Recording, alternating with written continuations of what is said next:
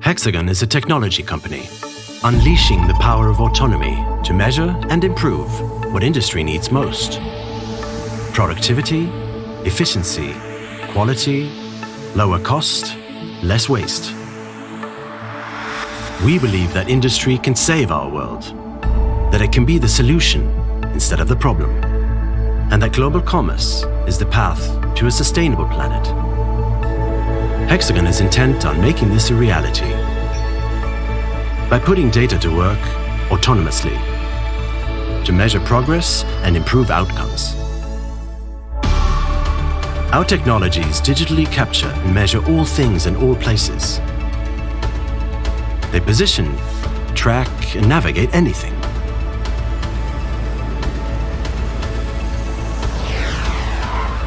They dimensionally design whatever you want to create, from facilities to evacuation plans. Simulate billions of real-world scenarios.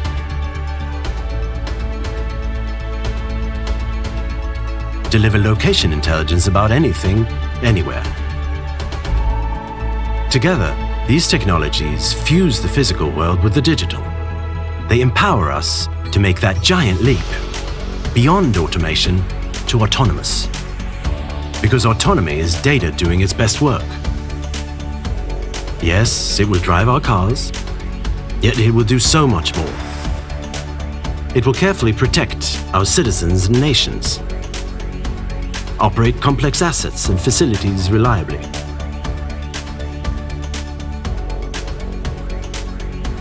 accurately construct buildings and infrastructure,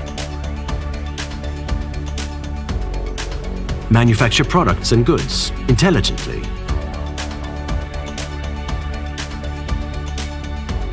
responsibly produce from our mines to our farms.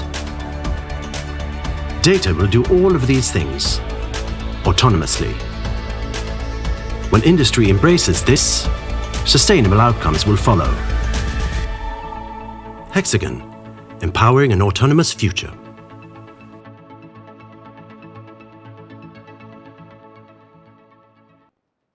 Good afternoon in Asia. Good morning in Europe. I'm happy to welcome you to the webinar on VTD Scale, a cloud-based solution for testing ADAS and AV function. So I will be taking you through this webinar. My name is Michael Schlenkrich.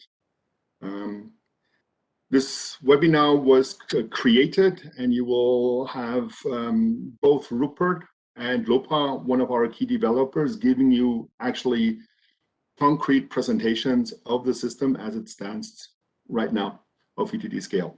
So the agenda is I will just take you very shortly through the objective of VTD Scale. What do we want to accomplish right here? I'll touch a little bit on the technology stack. I will then go into the actual use cases. We have structured it in three steps. So we're going to show you very fast the building of a scenario and then the uploading into cloud and then kind of like the execution of scenarios. We will then show you how they can run parametric, and then we will go on to CI/CD. We will show you how you can link up your development environments with VTD Scale and really run continuous integration, continuous testing using both your development environment and VTD Scale. And then we will close off the presentation by giving you some hints around how also data analytics is included in the VTD Scale application and how it kind of like links to your data analytics tools environment.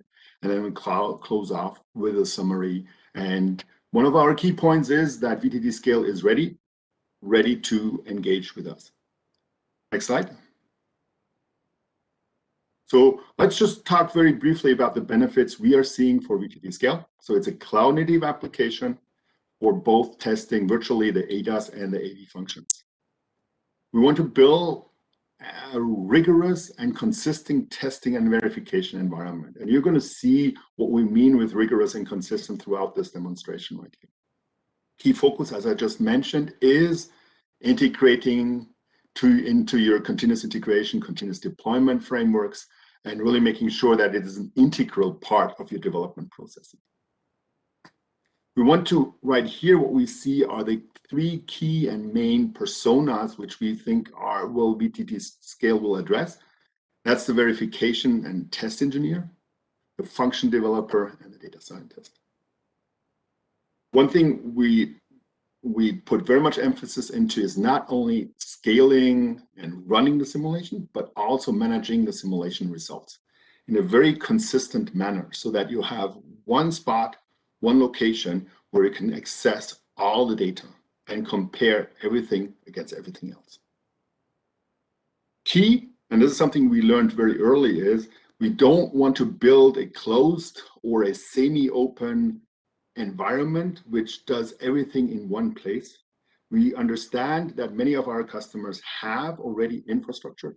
And so what we need to do is we need to build VTD Scale with very many open interfaces so that we can efficiently integrate within your current environment.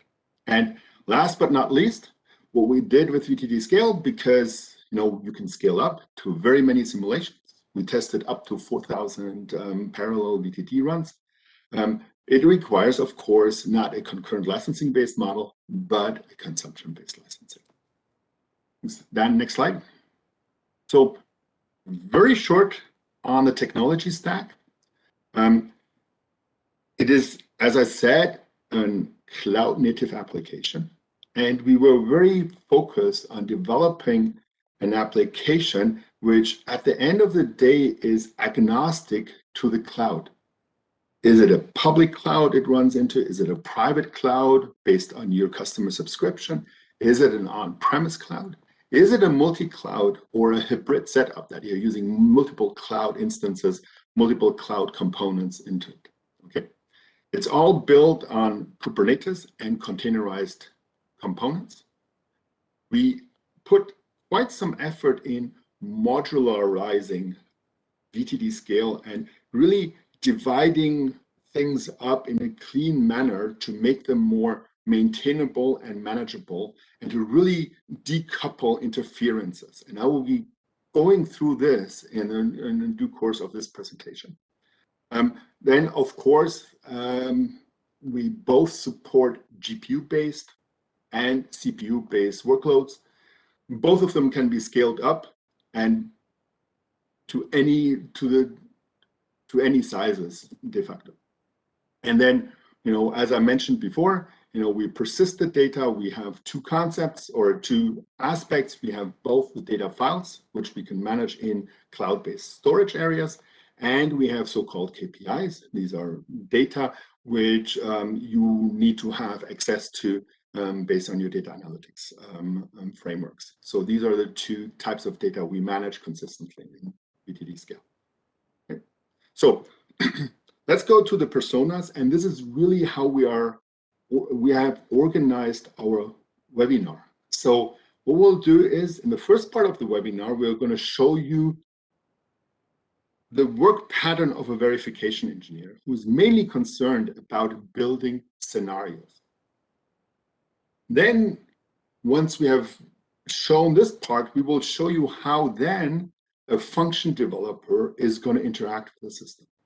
For him, it is important that it's integrated into his development environment, in his DevOps framework, so that he can run rigorously, every day, continuously, tests of his system that he has under development.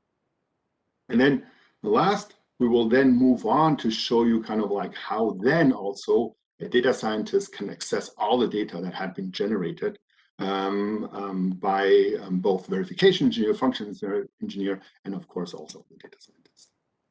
Next slide. So let's jump into the first persona, the verification and test engineer, who's creating a scenario and managing and executing it. One important statement right here is VTD Scale is not a development environment for scenarios. And we have been very clear that we believe that the scenarios are developed in your desktop environment where you have powerful applications where you can really create the scenarios. You then, for consumption, for regular consumption, for consistent consumption, you then move those scenarios into the cloud. And then you can exercise them in the cloud. And we're going to show you that with the first example of taking physical-based rendering scenario on the desktop, moving it to the cloud, and rerunning the simulation in the same manner on the cloud. So with that, we'll go to the first demonstration piece. That's going to be handled by Lopa and Rupert. I'll be demonstrating how to run a concrete scenario in desktop VTD and uploading it to the Scale cloud. I'll begin by first starting VTD. So this is how you start VTD. I'll want to start VTD using the PBR standard setup. So I will type in the corresponding 14 number. So now the VTD GUI is up. I'll hit Apply Configuration.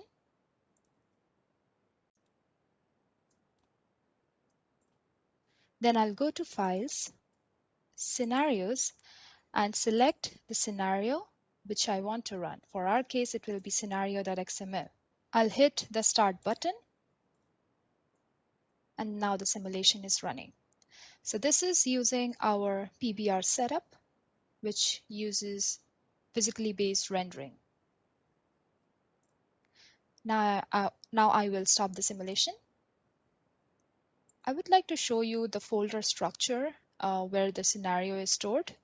It's inside VTD, Data, Projects, Current Scenarios. Now let's move on to the next step, which is uploading it to the cloud. So this is our Scale GUI, and you can easily upload files and folders using the drag and drop feature. So now we have our scenario here. I'll easily upload the file by dragging and dropping. And now it's up in the cloud. Now my colleague Rupert will further demonstrate using VTD Scale UI. So we're looking at the simulation screen of the VTD Scale Analyst desktop. All the boxes, each box is a simulation that is shared on the Scale platform. You have basic one with multiple IGs. You can have a sidecar. You can have your personal simulations. You can have hosted simulations.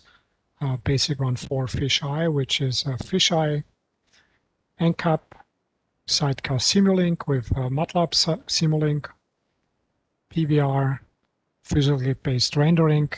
When you click on the run, it will execute the simulation, and then you can go to the simulation results of the desktop, and you can see on the top we just submitted PBR GPU with a running icon, so the simulation is in progress. When we click on that, you can actually see the status of the progress of the simulation, and we can see that it's been launched at one GPU node, and it is running, and the elapsed time is now 30 seconds. It's a more complex graphical simulation, so it will take a little bit more time. You can see the status is running. You can see the job ID of the simulation, where you can later look at the results of the simulation for further analytics. So let's watch this a little bit. Now we can close it and go back to our desktop. And we see on the simulation results, it's still running. Now we can look at other ones. You know, you can, when you click, when it's going to be completed, you can click on the icon and play it. Here you can, if you have this icon, you can see the dashboard with KPIs of the simulation. The check mark is basically the simulation is completed. Now let's wait a little bit. Still running. Now it says completed. Now we can click on the icon, play video, and see the video of the simulation. It's loading the video from the simulation, and then it's running it in your desktop. You can actually stop the simulation at any time. You can go to a certain place in the simulation to check out the behavior of the simulation visually.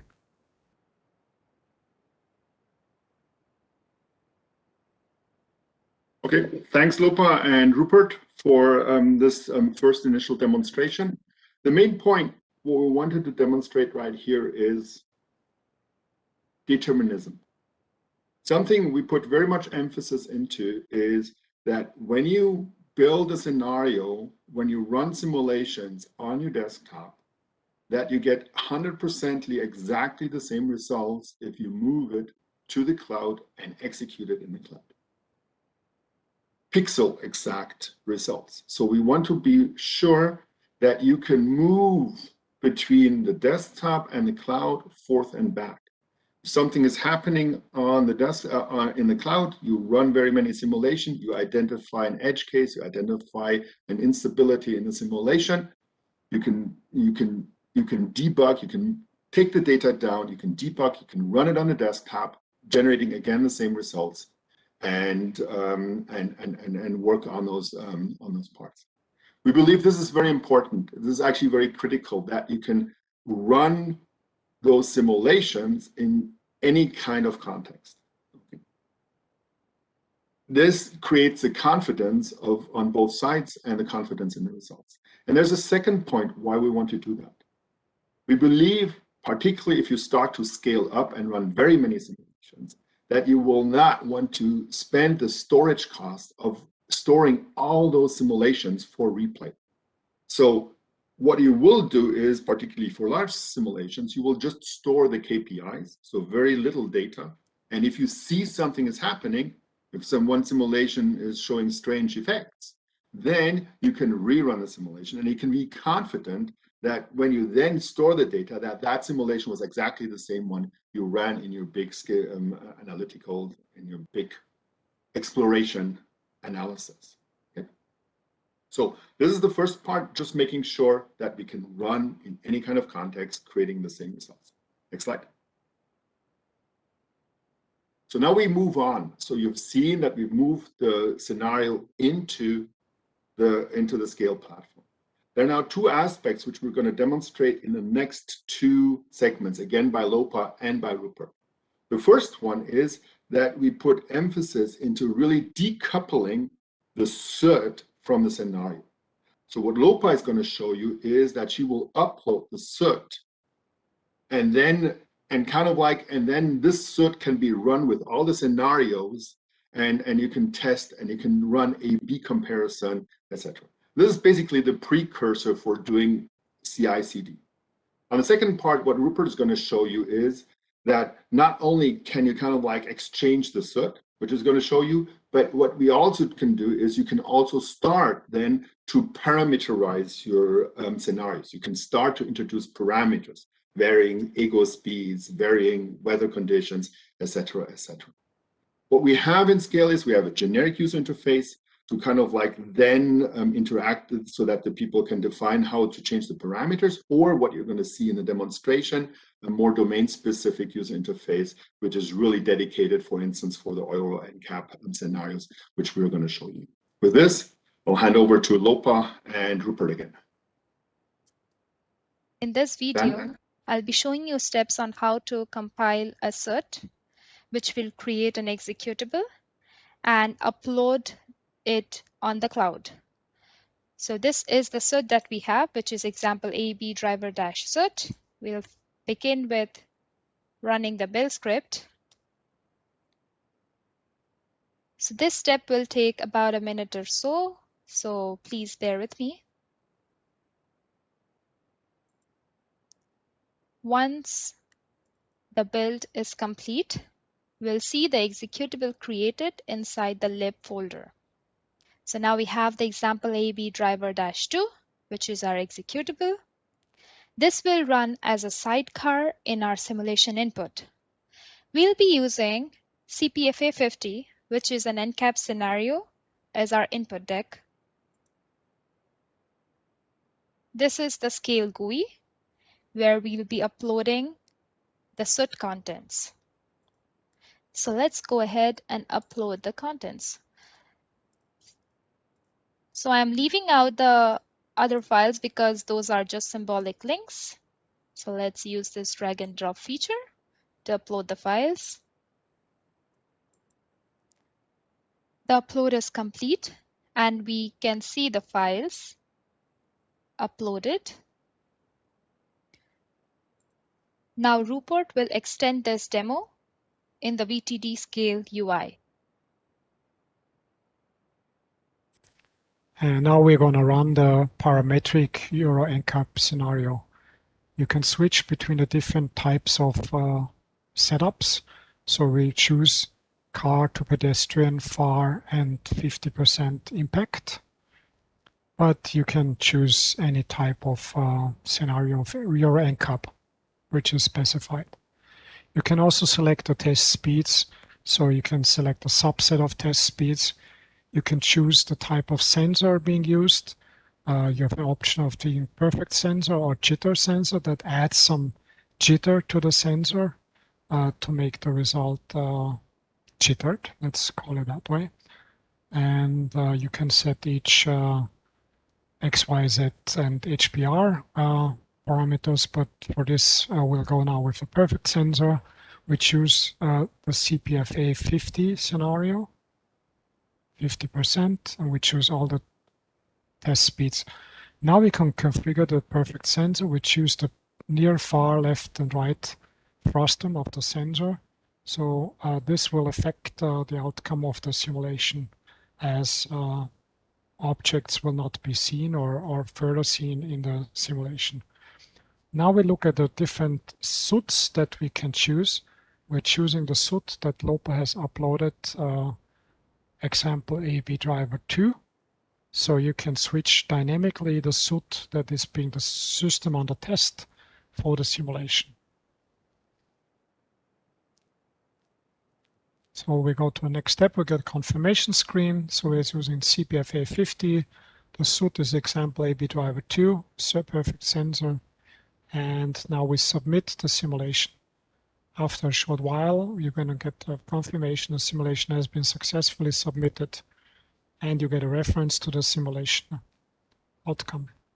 So we'll go back in our simulation results queue, and here we can see CPFA 50, which we just submitted with a running icon.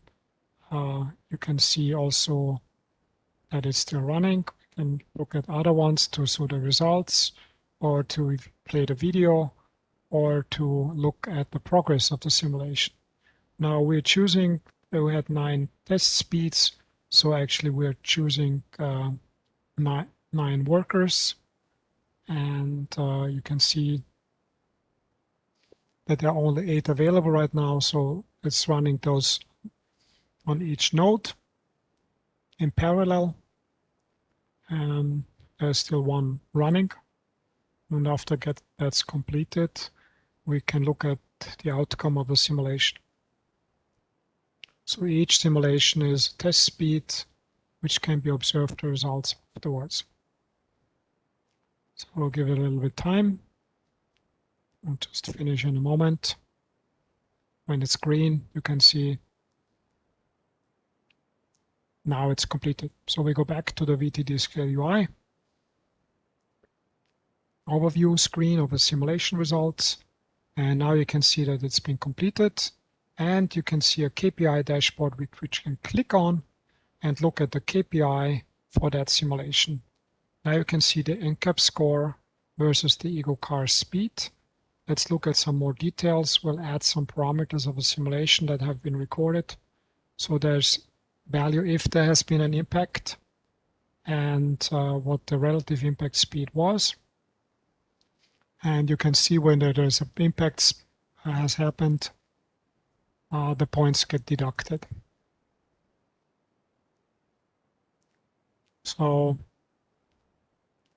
now let's go back to the overview of the simulation, and let's look at the results of the simulation in detail. Let's look at the results, and you have a link. You can see all is completed, it's fine. You can click on the CPFA, and each directory is a relative test speed. We are recording in a simulation every RDB frame by frame in an HDF5 file. We have a recording that can be downloaded later to cross-play on VTD Workstation. We have a perfect sense HDF5 frame by frame recording. And we also have a NCAP specific recording. It's called x.h5. And let's just load it down and look at the content of it. Click on download. Now when it's downloaded, let's close the scale and let's look at the content. I was just opening the HDF5 file viewer, and here you can actually see the parameters recorded frame by frame that were relevant to the NCAP, your NCAP simulation.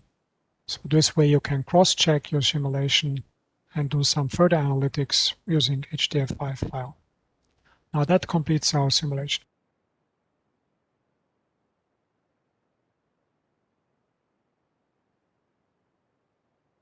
Sorry, I need to go back on mute again, unmute again.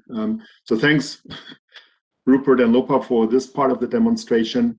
So what you saw right here is you saw kind of like scale, rather moderate parallelization of the execution. What the emphasis right here is, and what Rupert pointed out is you saw both KPIs, which can be shown in dashboards. And we store those APIs in a consistent manner for any kind of simulation. It's all in one store so that you can compare between scenarios, between SUTs, etc., in a consistent manner. It's all there, it's all accessible. And what we then do, and this is something you as a customer have under control, is really to control what type of output you want to have per simulation. Actually, you can even set rules that only under specific conditions the system should actually just store the outputs. So we have, of course, the classical output like RDB streams, etc. What we've put some work into it is to create a more standard HDF5 formatted output, which lends itself easier for data analytics later and extracting information, which we then put into the KPIs. And then, of course, this whole framework is very open so that you can define exactly how you want to handle your customer-specific SUT output in the same way. And what it also allows to do is, Scale allows you to do is then also to do, after the simulation is completed already, some pre-automated post-processing to generate the KPIs so that you have everything ready for dashboarding once the simulation is completed. Thanks. Next slide. So with this, we kind of like set the stage. You saw the scenario upload, you saw SUT upload and SUT execution. So we have all the pieces ready for really doing continuous testing, CI/CD.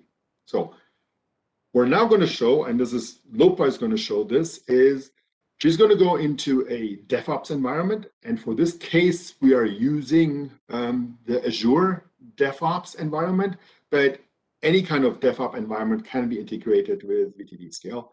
And we're really going to go through and do automatic testing directly triggered out of the CI/CD environment, the DevOps environment, and run the simulations. So without further explanation, let's go to Lopa and the DevOps demonstration.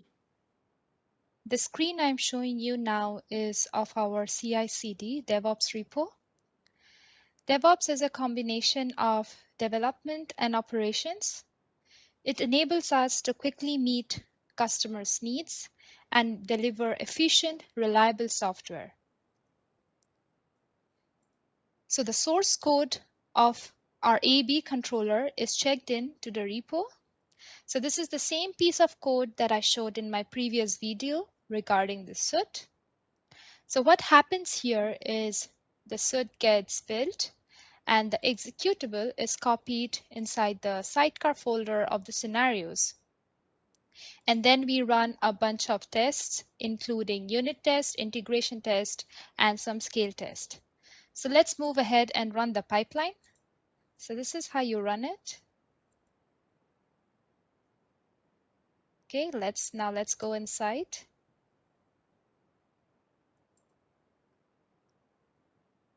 So at this stage, it is building the SUT. And once the build is complete, it will create an executable. Then it will perform some unit and integration tests. Unit and integration tests are a popular suite of tests that are widely used in the industry. Unit tests are mainly used to test a specific piece of code or individual files, and it often involves mocking. Integration tests may or may not involve running VTD. Now at this stage, we are running a scale test. It will take a couple of minutes. Now the scenarios are uploaded to Scale and the job has been submitted. So now let's take a look at the job. So now I am at the Scale cluster and I click on this job ID. And this is where you can see the jobs that are running. So it is running multiple tests in parallel.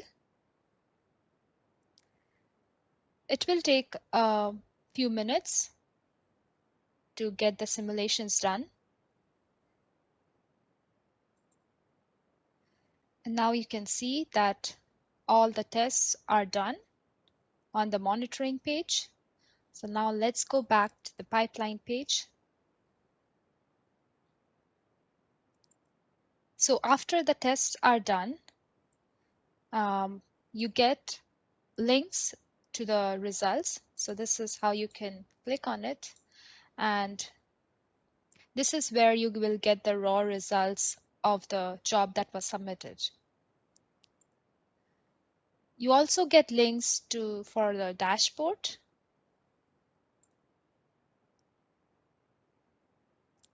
So this is the NCAP scoring table for the recent job. And this as you can see, it is for all the scenarios that were run, CPFA 50, CPNA 25 and 75, and for all the speeds. And this table is created from a template and it can be modified. So you click on edit. So this is where the table was created from, and you can even create histograms or scatter plots using this. Now I will go back to the pipeline page and I'll do back here to get an overview of this job. I'll click on test. So you can see that there were in total 8 tests that were ran and all 8 of them passed. And you even have an option to filter out the test. So I'll only select pass since all of them passed. You can see that all of the tests that were run for scale and integration and unit. If you want more information, you can click on them.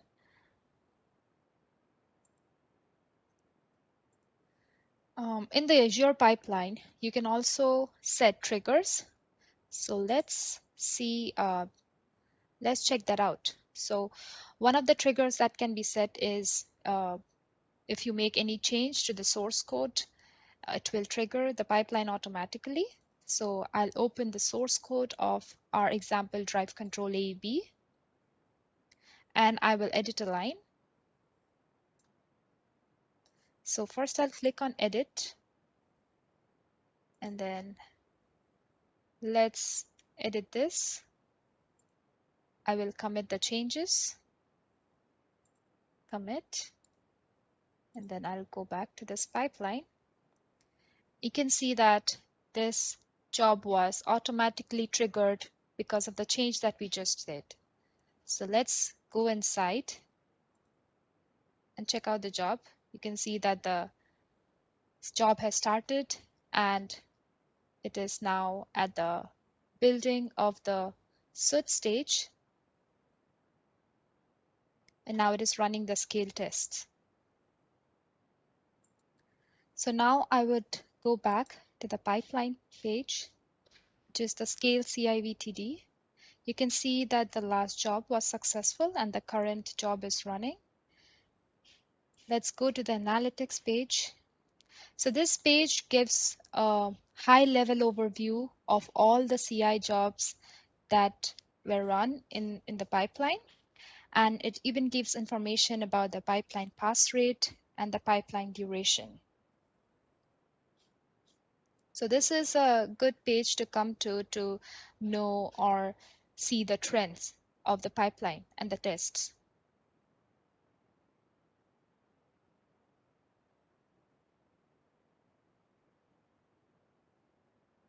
Thanks, Lopa, for the demonstration right here. So what you saw is really how we integrate the DevOps environment with VTD Scale. The key point what we want to do is we want to have a very clear separation of concerns. We want to separate kind of like the scenario development from the exercising of testing, which the function engineer does. And so you've seen already in this example, as we progress actually through this webinar, you've seen first one concrete scenario at the beginning, then you've seen one Euro NCAP set of tests, and right here in the CI/CD, then the whole Euro NCAP or part of the NCAP was actually executed within the testing environment. Okay? And so the engineer can focus on his function development, and he can rely on the verification engineer to have set up the right tests to be run to check his function. Okay, and really VTD Scale ensures that all tests are completed in a timely manner. You saw that we have just in this demonstration used 8 or 9 workers. Of course, this can be scaled up to at the appropriate level to then make sure that the results are reported back in a timely manner. Okay, and that all function developers can really run them at regular intervals. Something I do want to point out right here, and this goes a little bit into a technical detail, is the sidecar concept. So something we want to avoid and something we put in the architecture really early is we've seen sometimes that customers build very big, fat containers, which kind of like lump everything into one container. We notice that that is actually not very efficient long-term wise, both from the support perspective and the management, because it kind of like proliferates the amount of containers which you're generating. So we have the main environment simulation container and sidecar containers, which then can contain the SUTs. And these are all independent, so that's much more modular, which you can do.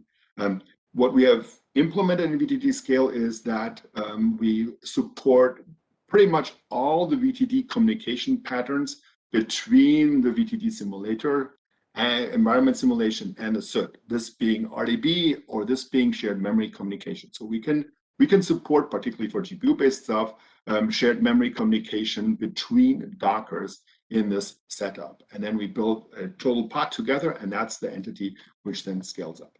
Okay. Next slide.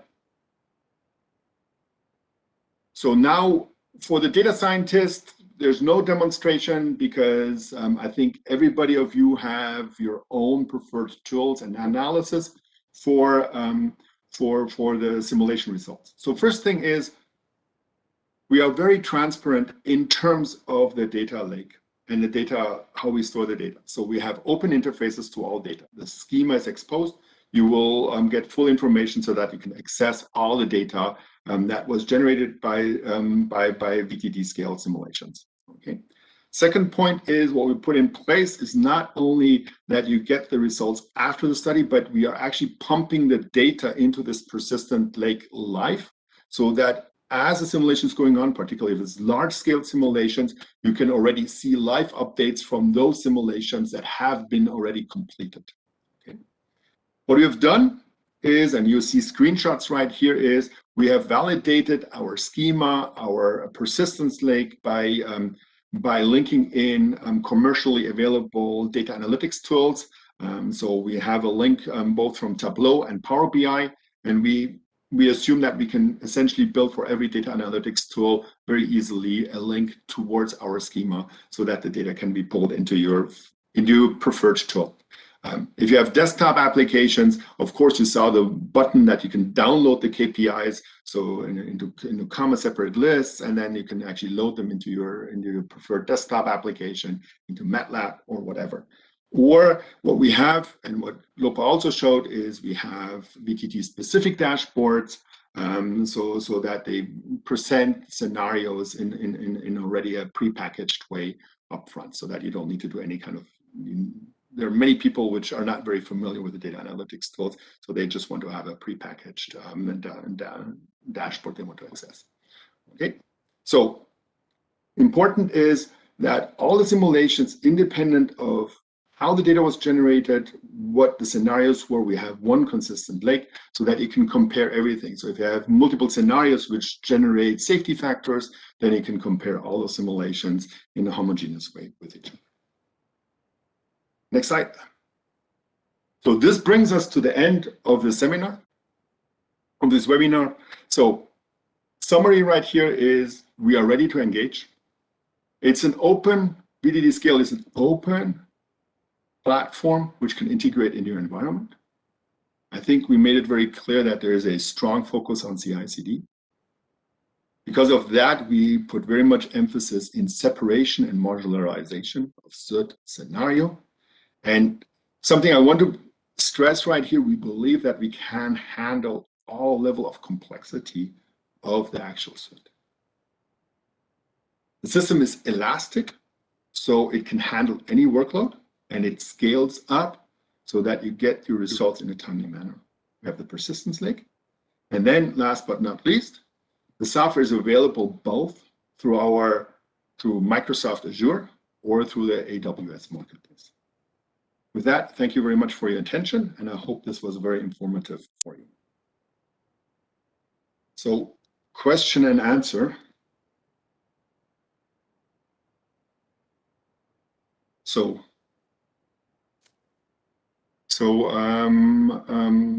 I have now invited also Lopa to the panel.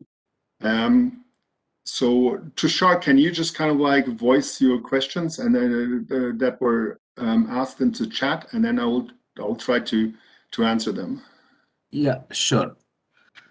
So we have the first question. How do you know the overall length of the simulation?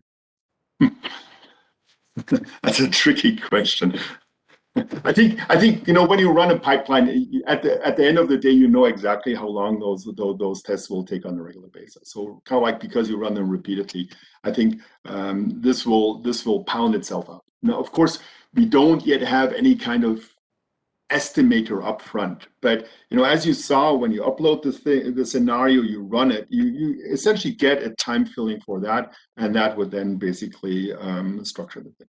What we are doing, and maybe to point this out, mainly our consideration for elasticity is not the duration of individual simulation, but the elasticity of how many workers we basically add to the cluster is mainly driven by the amount of simulation. So we kind of like look at how many simulations there are, and then we scale up the cluster correspondingly so that we can handle that every worker just gets 1, 2, 3, or 4, so that really the workload is turned around very fast. Yep. Thank you for this. The another question is, where do I parameterize my logical scenario, or where do I define the rules for selecting and applying specific parameter values, even taking dependencies into account? Well, you hit on the spot, which is actually not so trivial. So there's no easy way for parameterization. Let's put it like that. So there are open standards like Open Scenario, which has parameters. So essentially, Scale has a very flexible form. So we can introduce parameters. You can either in input data files, you can kind of like use something we call mustaching to identify parameters, and then you can name them out. And what we do have in Scale is those parameters you can define ranges to those parameters. You can define dependent parameters. You can define constraints to those parameters. So there's a fully built out parametric management area, and then kind of like which samplings you use. But to apply the parameters and generate the actual solver in the actual simulation input to then be exercised, there is some manual steps involved. I don't want to kind of like cloud this aspect right here. Okay. So another question, with different GPUs and drivers on desktop and cloud nodes, how will you make sure to have pixel accurate reproducibility without sacrificing performance, like software rendering? Or well, Of course, we all know that NVIDIA graphic cards have an inherent non-determinism in it. So that's something which we need to make sure. So we are looking, when we do right here what you saw on physical-based rendering.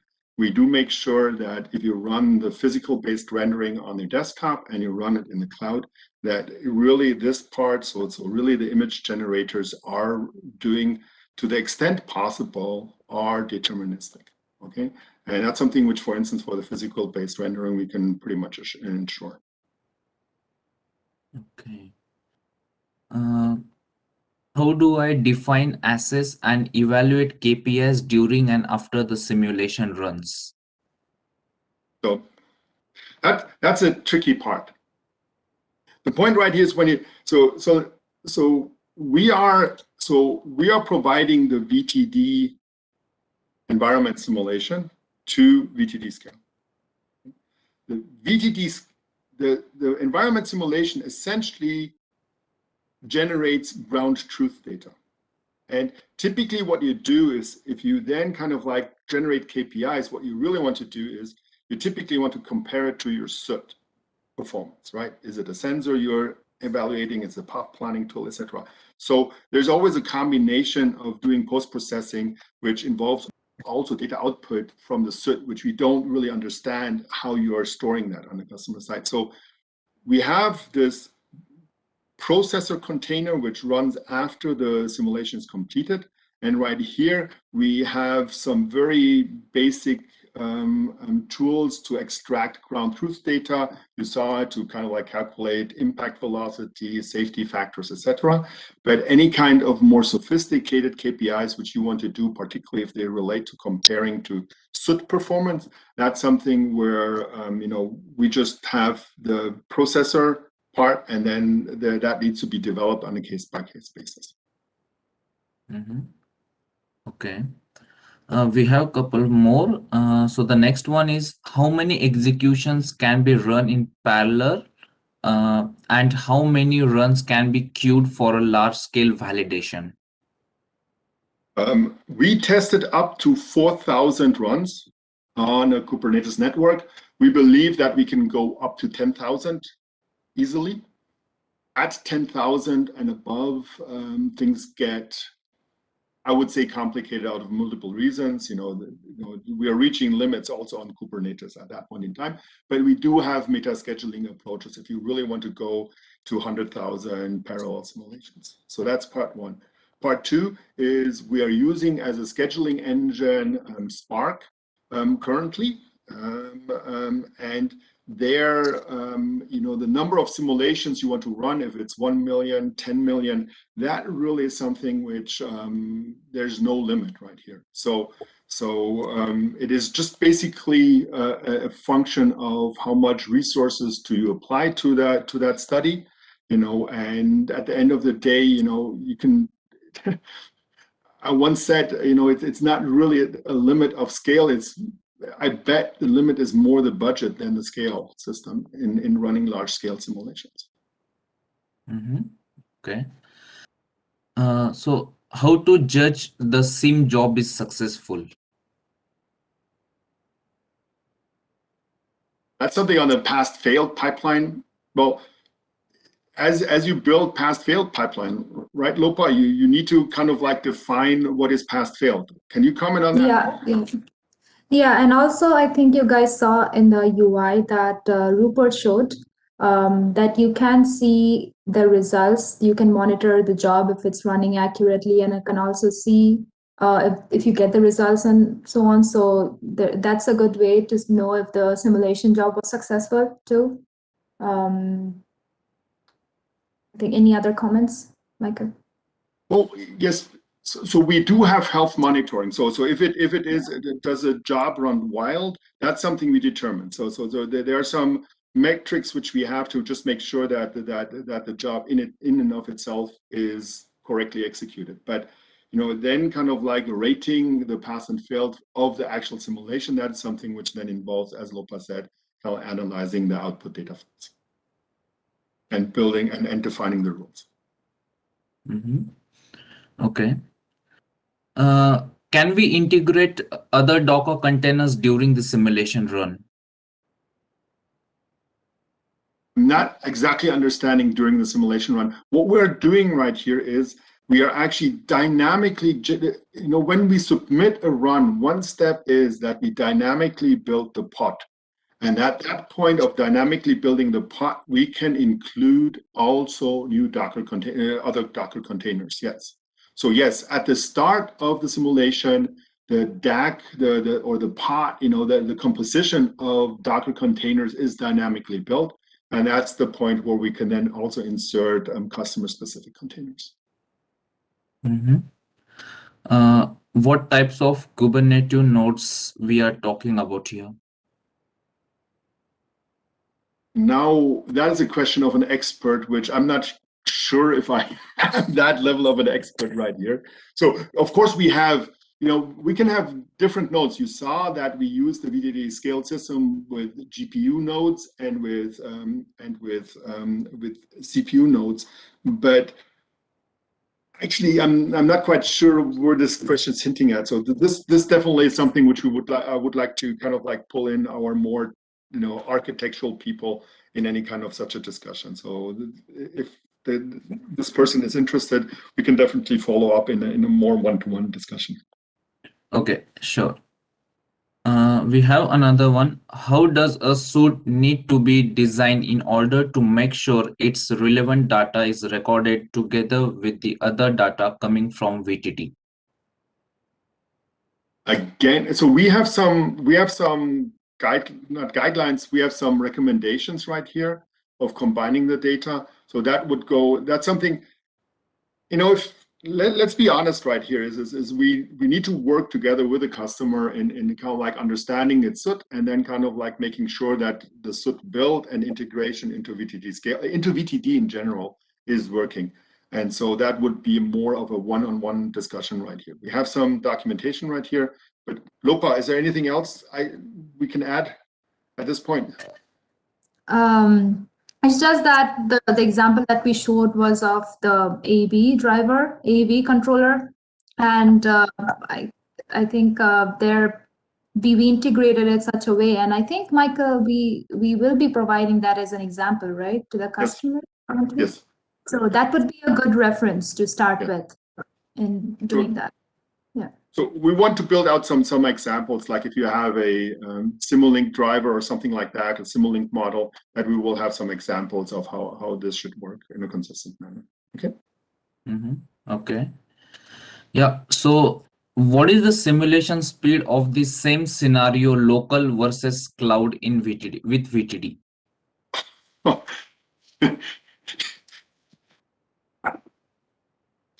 So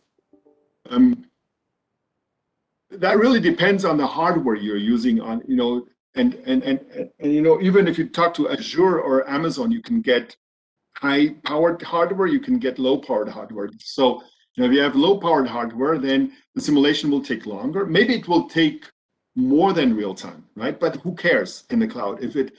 So it's much more.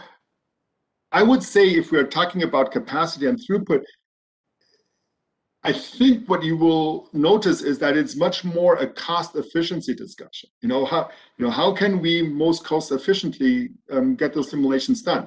Because we can massively parallelize, then I think this kind of like reduces the stress on the completion of an individual simulation and its speed. Okay, so if you want to run 10,000 simulations and then you basically just scale up, and then the whole exercise, the whole study really has an efficient turnaround time. But typically, what we see is that the instances that Azure and AWS can provide are definitely equal to what you have on your desktop, if not much better. Okay, so we see that the graphic cards on the cloud vendors are actually pretty good, very good relative to what you have on the desktop, actually better typically. And the same can be said for other parts of the hardware. Mm-hmm. Okay, thanks. The another one, what parts of the system can be controlled via an API for automation or like scenario upload, selection, or data storage? Everything. Okay. Every click can be API controlled. Well, simply speaking, okay. So we have a full API. It is clear, you know, we all know the best user interface is no user interface, so just automatic integration. Yeah, sure. We have another one. Is the VTD Docker container available outside of VTD Scale? That's something that's a so we have developed it as part of VTD Scale, and that would be actually not really, but that lends itself to a more dedicated discussion. Okay. Yeah. I think we have addressed all the questions. We just have last one. Where can I get more information about VTD Scale? So there are contact details on the slide, so you can note them down, or you can just contact on contact info from our website, Vira Simulation Technology GmbH. No. That's it. I think we have answered all the questions at the moment. Okay, so we have received last one. What about versioning? How is that handled? So you saw versioning of the SUT. Clearly, Lopa showed that. So we handle the different versions of the SUT. That's clear. Versioning of VTD, we kind of like if we do an upgrade on VTD, we have different versions of the VTD container. So you can make sure that you're always working with, if you kind of like certified a specific VTD Docker container version, then we can make sure that that is kind of like verified. But you can have an inventory of VTD or any kind of Docker versions available. Okay. Okay. Yeah. Okay. Yeah. I guess we have addressed all the questions. Yeah. So to everybody, thank you for the participation. It was great, and also thanks for the good questions that were asked at the end. Thank you very much. Thank you.